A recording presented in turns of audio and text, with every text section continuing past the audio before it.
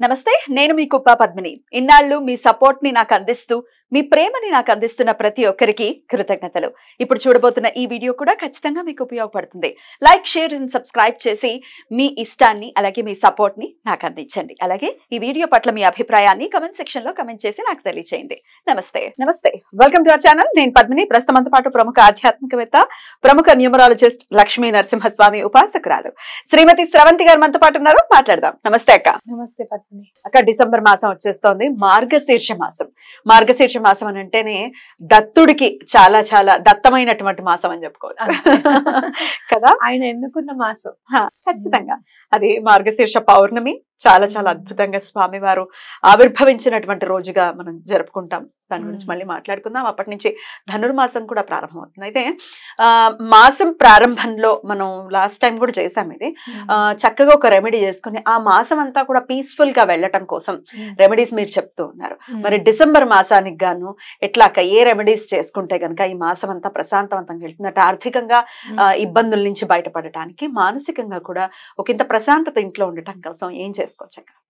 మీరు ఏం చేస్తారు అని అంటే, గురువుకి సంబంధించిన మాసం అని చెప్పి గుర్తించాలి ఫస్ట్. అలాగే మీరు చూస్తే గనక లక్ష్మీదేవికి కూడా గురువారాలు పూజ చేస్తారు. ఈ మాసం అంతా మార్గశిర గురువారాలు చాలా బాగా చేస్తారు. కాబట్టి అమ్మవారికి కూడా చాలా ఇష్టమైన మాసంగా మనం పరిగణించుకోవచ్చు. మనం ఏం చెయ్యాలి అని అంటే, చక్కగా ఒక పసుపు రంగు బట్టను తీసుకోనండి. ఒక బ్లౌజ్ పీస్ అయినా పర్వాలేదు, ఎల్లో కలర్ ఉండాలన్నమాట. దాంట్లో మీరు ఏం చేస్తారంటే, కొంచెం శనగలు ఉంటాయి కదా, ఆ శనగలు తీసుకొని వచ్చి దాంట్లో వేసి పచ్చివి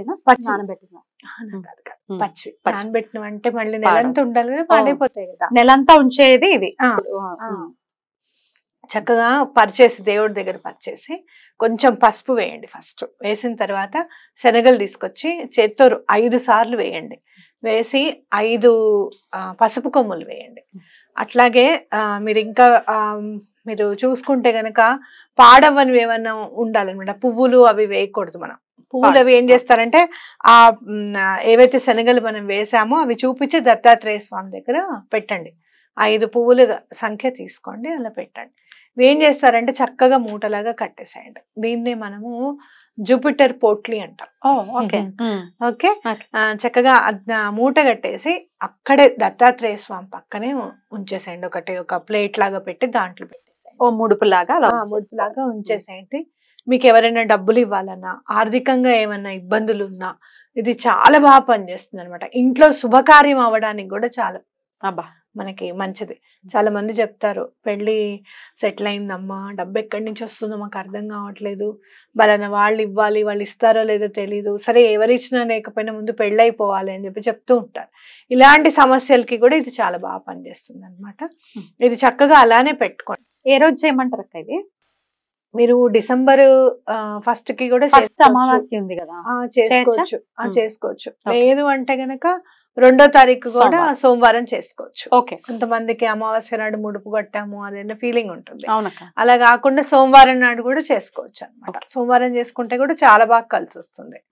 ఓకే, అవి పెట్టేసి చక్కగా డిసెంబర్ నెలంతా ఉంచండి. డిసెంబర్ 31కి ఏదైనా దత్తాత్రేయ స్వామి గుడిలో కానివ్వండి, సాయిబాబా గారి గుడిలో కానివ్వండి ఇవ్వండి. ఇవ్వడం అంటే ఎక్కడ అక్క? హుండీలో వేసేయమంటారా? అక్కడ అలాగా దాని మీద కొంచెం దక్షిణ పెట్టి బ్రాహ్మడికి ఇలా మేము ముడుపు కట్టుకున్నామండి, మాకు ఈ పని కోసం అని చెప్పి ఇవ్వండి. అయితే మీరు ముడుపు కట్టేటప్పుడు తప్పకుండా 11 రూపాయలు వేయడం అనేది మర్చిపోకండి. ముడుపు లోపల కట్టేటప్పుడు ఒక 11 రూపాయలు వేయండి స్వామికి దక్షిణగా. అలా ఇచ్చినప్పుడే మీరు ఏదైనా ఒక పులిహార కానివ్వండి, లేకపోతే ఒక స్వీట్ గోధుమ హల్వా కానివ్వండి, ఏదైనా ఒక స్వీట్ కూడా తప్పకుండా గుళ్ళో సమర్పించండి. ఈ ముడుపు కట్టారు కాబట్టి ఏదైనా పని ఈ నెల లోపలే అవ్వడానికి కూడా అవకాశం ఉంది. లేదు అంటే కనుక ఎటువంటి పరిస్థితుల్లోనూ 2-3 నెలల్లో తప్పకుండా మీ కోరిక తీరుతుంది. కట్టేటప్పుడు శ్రీపాదరాజం శరణం ప్రపద్యే, శ్రీదత్తరాజం శరణం ప్రపద్యే, దిగంబర శ్రీపాద వల్లభ దిగంబర అనుకుంటూ స్వామి మీదే కాన్సన్ట్రేషన్ పెట్టి చేయండి. అలాగే మీరు ఏదైనా గురుచరిత్ర పారాయణం ఏమైనా రోజుకొక అధ్యాయం చదువుదాము అని అనుకుంటే కూడా చదవచ్చు అనమాట. ఇలా కూడా చేయొచ్చు. అలా చేస్తే కూడా చాలా బాగా కలిసి వస్తుంది. అయితే మీరు మరి గుళ్ళో మనం బాబా గారి గుళ్ళో ఇవ్వచ్చా అని డౌట్ ఉంటుంది చాలా మందికి. ఇప్పుడు సనాతన ధర్మం మీద చాలా ఇంట్రెస్ట్ వచ్చేసి సడన్ గా బాబా గారు ముస్లిం అయిపోయి ఆఫ్ఘనిస్తాన్ నుంచి వచ్చారు ఆయన అని చెప్పేస్తూ. ఇంకా చెప్పాలి అని అంటే అవధూత అంటే అవధులు లేనివాడు ఆయన. నువ్వు ఈ డ్రెస్ వేసుకో, నువ్వు శంఖ చక్ర గదాదులు తీసుకునిరా, నీకు సుదర్శన చక్రం ఉంది కదా ఫోటోలు, నువ్వు తీసుకునిరా అంటే అది కుదరదు. అర్థమైందా? అవధూత ఏ రూపంలో ఉంటారో తెలీదు. ఆయన హుక్కా తాగుతున్నాడా లేదు అని అంటే గనక ఆయన కఫ్ని వేసుకున్నాడా, ఆయన సూర్యుడికి అర్ఘ్యం ఇస్తున్నాడా లేదా, ఇవన్నీ మీకు అనవసరం. ఒక్కటి గుర్తుపెట్టుకోండి, అయ్యో మధోన్మత్తుడు అమ్మాయిని ఒళ్ళో కూర్చోబెట్టుకొని మధువును తాగుతున్నాడు ఏమిటి, ఋషులు అనుకుంటారా? ఎంత చూసి మననేమి ఉద్ధరిస్తాడు ఈయన అని చెప్పి కొంతమంది వెళ్ళిపోతే, లేదు నాయన నువ్వే మమ్మల్ని ఉద్ధరించేది, మమ్మల్ని పరీక్షిస్తున్నావు అని మాకు అర్థమైంది అని చెప్పిన వాళ్ళకి మాత్రమే దత్తాత్రేయుడు మళ్ళీ అనఘాలక్ష్మిను అనఘాస్వామి వాళ్ళందరికీ కనపడ్డారు. ఒకటి గుర్తుపెట్టుకోండి, అట్లా గురువుకి మీరు ఒక బ్యారియర్స్ ఏర్పరచుకోవడం అట్లాంటివి చేస్తే చాలా పొరపాటు.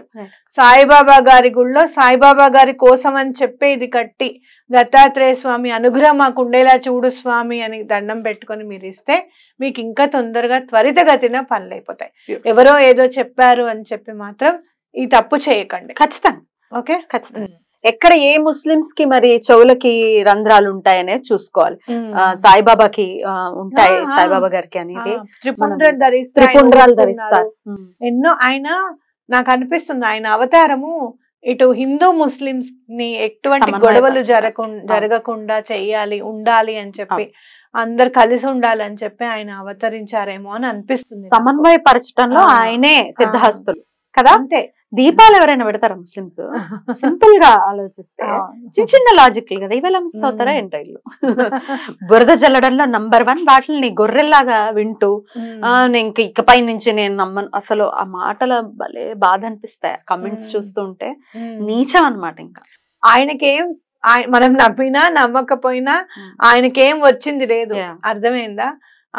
ఆయన లెవెల్ ఆయనదే ఎప్పుడైనా కూడా. కాబట్టి మనం నమ్మితే మనకి ఈతి బాధలు కష్టాలన్నీ తొలగిపోతాయి. అలా మీరు నమ్మని పరిస్థితుల్లో ఉంటే గనక దానిని విమర్శించకండి. ఏదైనా మీరు విమర్శించేది తప్పు అయితే దానిని పర్యవసానం అనుభవించడానికి జన్మ సరిపోదు, ఇంకో జన్మలో మళ్ళీ క్యారీ ఫార్వర్డ్ చేసుకుని వెళ్తాం. కాబట్టి ఇవన్నీ వద్దు. మీకు నచ్చలేదు, బాబా గారే కాదు ఎవరైనా కానీ, నాకు ఒక మంచి అలవాటు ఉంది, ఎవరైనా నాకు నచ్చలేదు అనుకో వాళ్ళని నేను డిలీట్ చేసేస్తాను నా మైండ్ లో నుంచి. అసలు వాళ్ళ గురించి మంచిగా నీ చెడుగా ఏం అనుకోను, ఏం మాట్లాడను, అసలు వాళ్ళ గురించి తలవను. మళ్ళీ వాళ్ళు ఎప్పుడైనా కనిపించినా హలో అండి బాగున్నా అంటే బాగున్నా, అంతవరకు ఓకే చాలు. అంతకు మించి మన జీవితంలో వాళ్ళ పాత్ర ఏమీ లేదని నేను అనుకుంటా. కాబట్టి మీరు కూడా అలానే అనుకోండి, అది చాలా మనసుకి చాలా హాయిని కల్పిస్తుంది అన్నమాట. మీకు కూడా మంచిది. గురువుల విషయంలో అనవసరంగా నోరు జారితే దానికి చాలా పే చేయాల్సి ఉంటుంది. డెఫినెట్లీ జాగ్రత్త వహించాల్సిన అవసరం. అయితే ఇది మీరు 1వ తారీఖు అమావాస్య కాబట్టి మీరు సోమవారం అయినా చేసుకోవచ్చు అంటున్నారు. ఒకవేళ ఏదైనా పీరియడ్స్ తో అడ్డుతో ఉన్న వాళ్ళు నెక్స్ట్ డే 3rd గానీ 4th గానీ చేసుకోవచ్చు అక్క? నెక్స్ట్ డే చేసుకోవచ్చు, తప్పేం లేదు, చేసుకోవచ్చు, ఏం కాదు. మళ్ళీ ఫస్ట్ గురువారం వస్తుందిగా, అప్పుడు కూడా చేసుకోవచ్చు గురువారం. అయితే ఇది చేస్తూ కూడా ఇంకా మనం చేయాల్సింది ఏంటి అని అంటే, ఎక్కడైనా మీకు అరటి చెట్లు కనపడ్డాయి అనుకోండి, నీళ్లు పోయడం అనేది చాలా ఇంపార్టెంట్. ఎందుకంటే ఈ మాసం అంతా గురువు పరిపాలిస్తారు అన్నమాట. కాబట్టి తప్పకుండా అరటి చెట్టుకు నీళ్లు పోయడం ఒకటి. అలాగే పెద్దల్ని మన్నన చేయడం, ఇష్టం వచ్చినట్టు తిట్టడం చేయడం. వాళ్ళు ఏమన్నా అన్నా సరే మీరు మర్చిపోండి అనేవాళ్ళు అంటూ ఉంటారు, నాకెందుకని ఊరుకోండి. అలాగే పసుపు రంగులో ఉన్న స్వీట్స్ ఎక్కువగా లడ్డు ఏం చేశారు. డిసెంబర్ మాసం చాలా చాలా పీస్ఫుల్ గా వెళ్ళాలి మన వాళ్ళకని మనస్ఫూర్తిగా కోరుకుంటూ కృతజ్ఞతలక. నమస్తే.